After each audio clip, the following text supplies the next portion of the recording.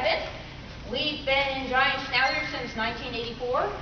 So, we titled Giants and Schutzhund and Confirmation and Obedience in the United States and in Germany.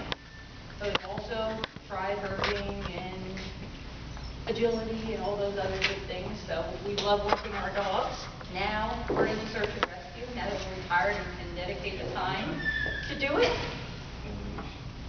Okay. You're brave. Okay. And so Camo is our certified search and rescue dog. He's certified at 18 months as a cadaver dog, which is pretty impressive for any dog to get through a certification at that age. And he is in training to also do trailing. So she is a week short of 5 months, and she is training for trailing. Is going to be her primary search and rescue, and she's also doing HRD, the human remains detection, as well. So we'll show you some beginner stuff with her. But he is already certified and has been on call outs and that type of thing. We're active with Central Florida Search and Rescue. So what I tried to do is when I decided to try search and rescue, I had no idea how to get started. Some of you have tried to get involved in Schutzhund. I'm sure you've found that clubs are difficult. It's hard to find good trainers, and getting information is difficult. So I tried to compile the basics for you after I learned by trial and error. One of the things is joining a group. I said, okay, I want to do search and rescue. How do I get started? And I started calling around. Well, for the most part, the groups are very good, but just like any other dog sport, there are people out there that will tell you, oh, well, I can train your dog for $5,000 or some such nonsense, so you don't need to do that. Be aware that there's people ripping off novices in any sport or activity or whatever, and I did come across people like that, so when I was calling around. So make sure that you check on the reputation of the group that you're joining. Another thing you have to be concerned about, are they legitimate? Are they recognized by the police? Are they actually called out in the region? Do they have a good reputation? There are groups out there that are looking for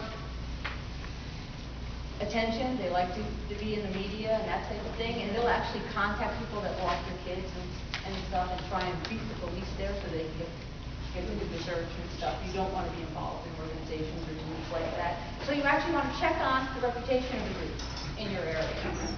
Make sure they're legitimate and that the police recognize them. So that's one of the things I came across and found out as well.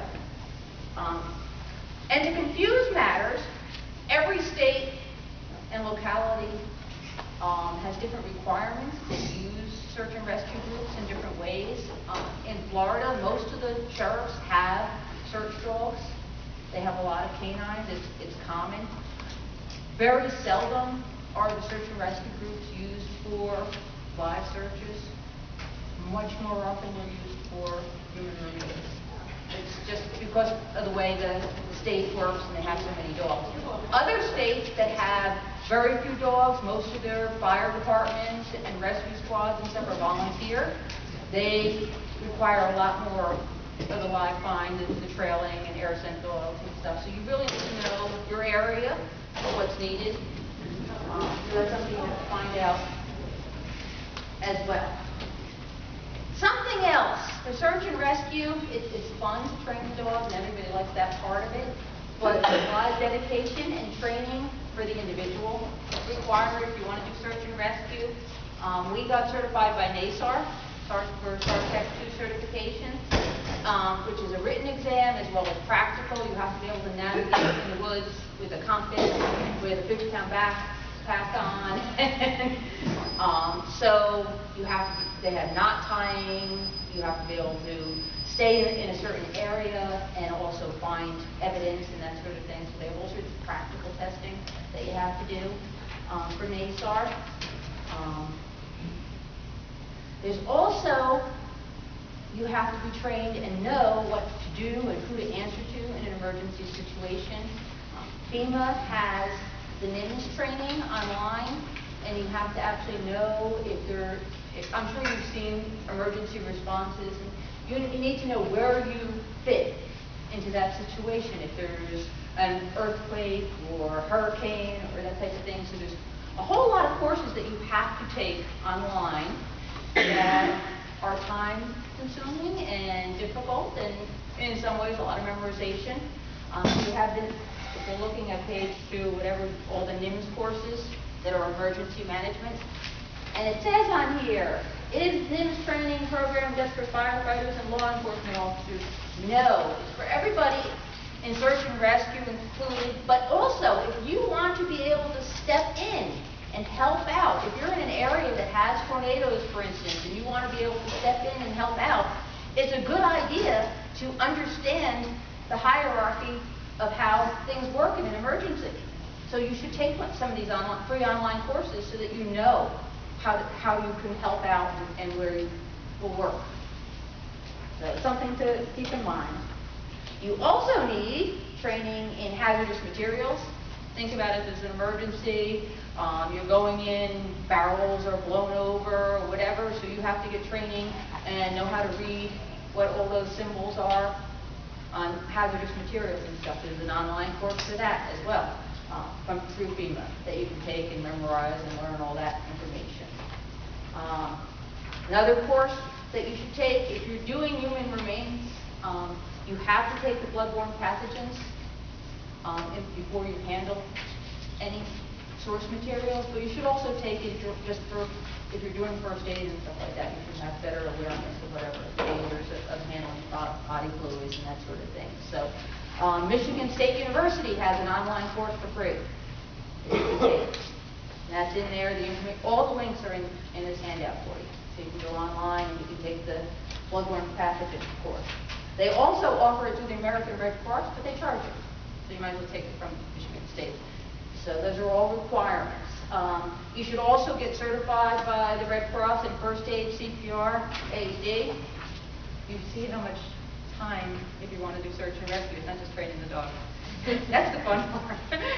But you should also have and maintain your first aid certifications and stuff. American Red Cross also offers wilderness and remote first aid.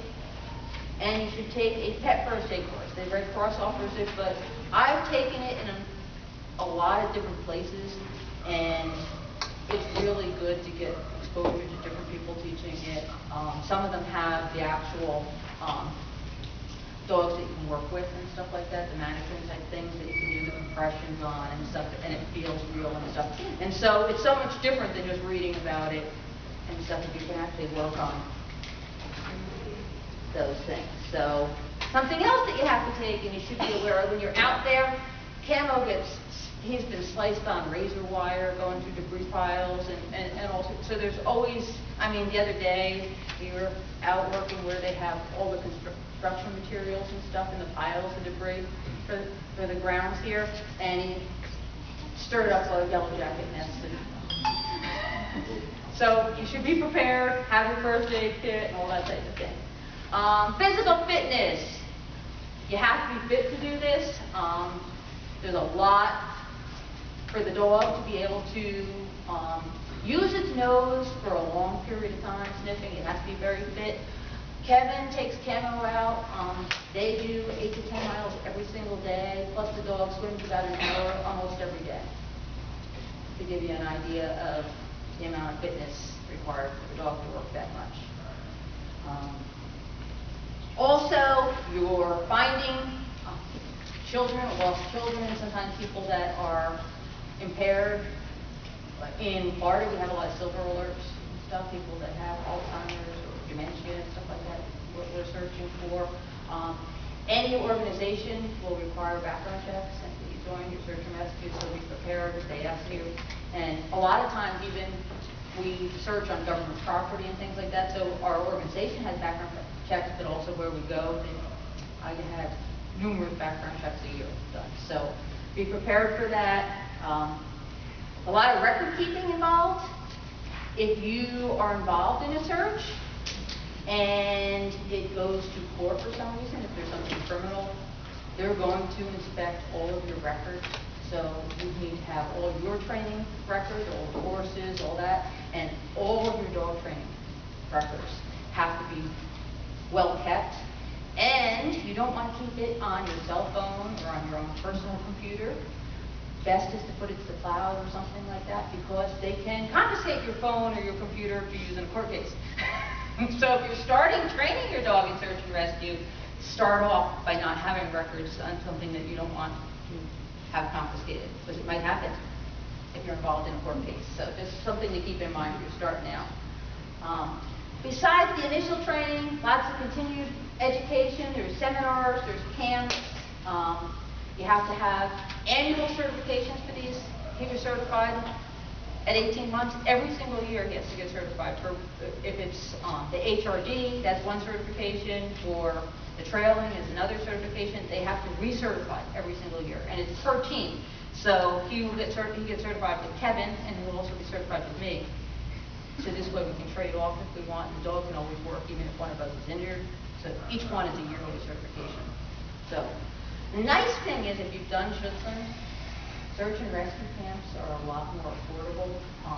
They get a lot of donations and backing and stuff because it's search and rescue. For instance, I go to Phil Holter's Schutzland camp for a week with the dog, and it would be $2,500. I go to a search and rescue camp with my dog, and it's $300, including food and lunch. Okay, so it's much more reasonable to get into and do the training and go to these camps and stuff like that than it is if you're going to some of the sports and stuff. Some other things, specialties, depending on your area, you might have to get trained in working in ice and snow, or around swift water, or any of that type of thing. You're in Colorado. Mountains, yes, getting to climbing these mountains and stuff. So, okay, fun part, dog stuff. He is certified by the North American Police Working Dog Association. In order to belong to that, you either have to be law enforcement or you have to be sponsored by law enforcement. It is recognized and respected pretty much anywhere, because a lot of police forces certify their dogs through that organization and stuff. So he can travel almost anywhere and get called out and stuff because of that. It is not easy to do. I gave you the information on, first they have to pass an obedience. Think of it as at least as hard as doing a BH, CDX, maybe a little utility stuff, because you have hand signals and some distance downs and things like that. So if you're thinking about how hard the obedience section is for training, if you've done some other obedience training, you have an idea. So they have to pass that before they can go on to do the search. In Napwater certifies in tracking and trailing, area search, search and rescue area search, article searches, building searches, explosive and cadaver. He's, right now, like I said, he's cadaver certified. Besides doing their physical test, there's a list, and all those courses that I mentioned are required that you show proof that you passed all those before they even let you do the dog test. So you can start taking courses online if you're interested, whatever.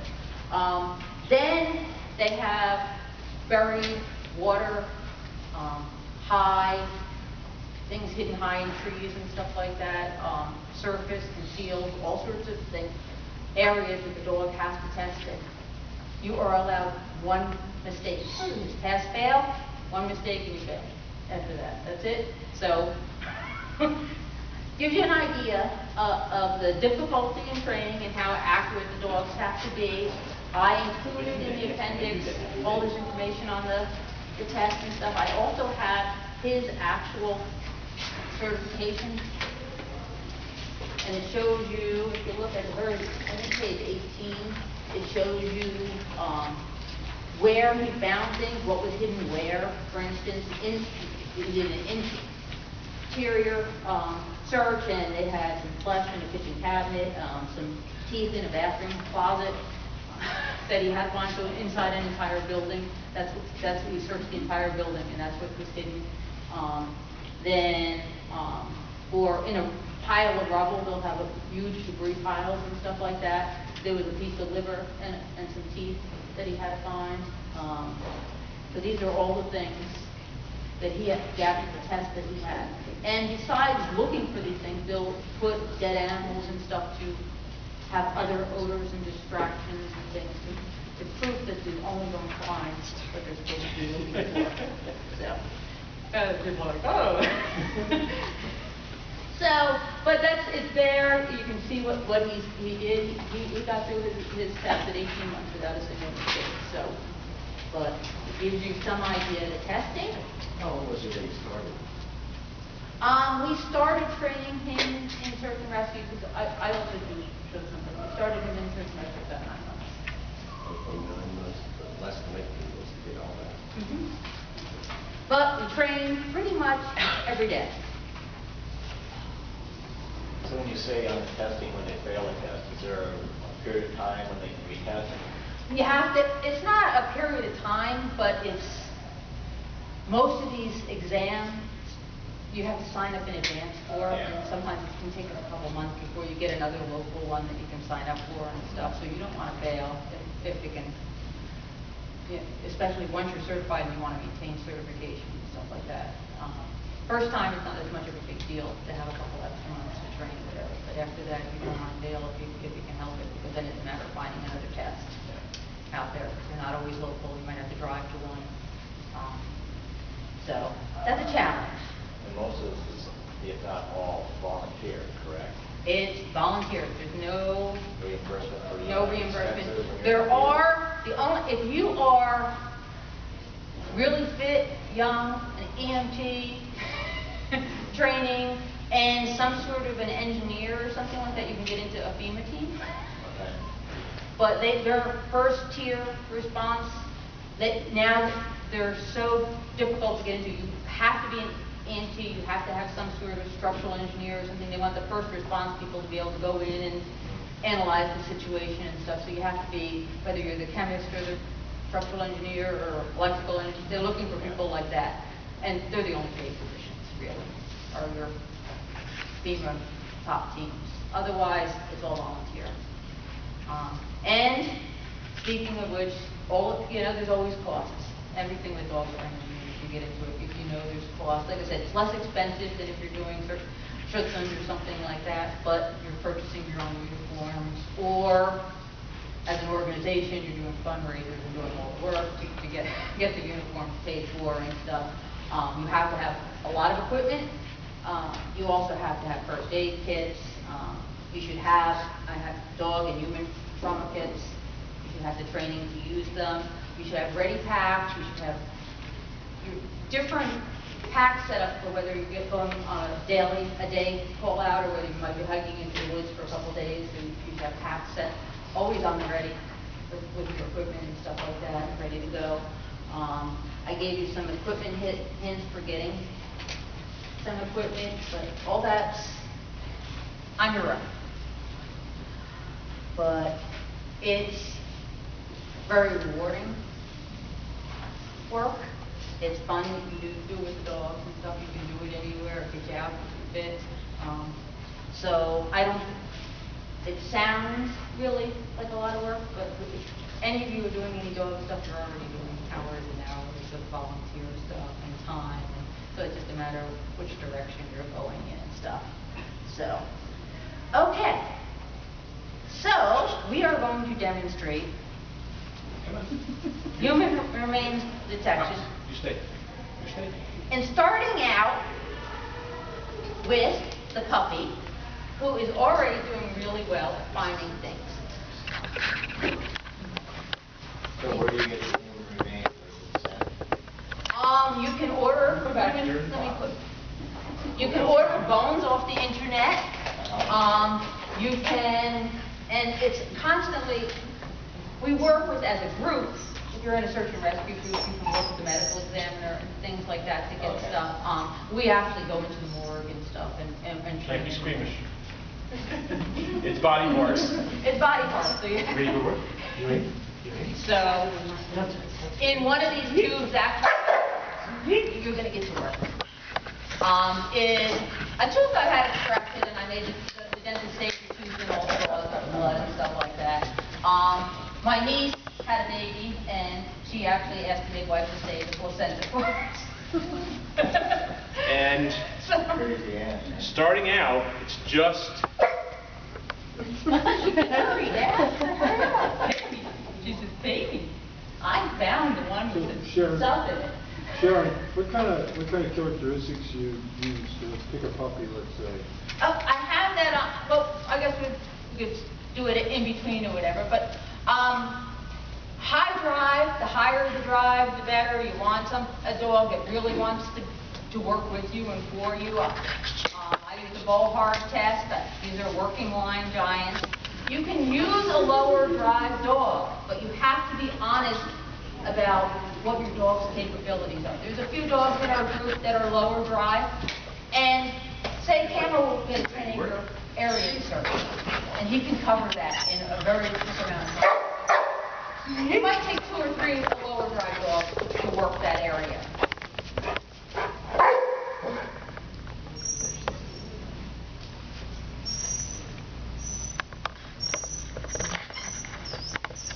Her reward right now is food. nope.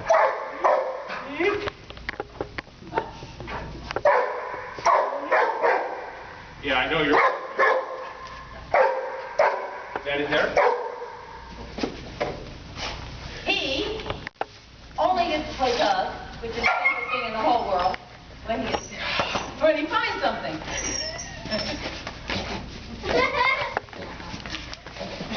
That is his reward. And it is what he will work all day long for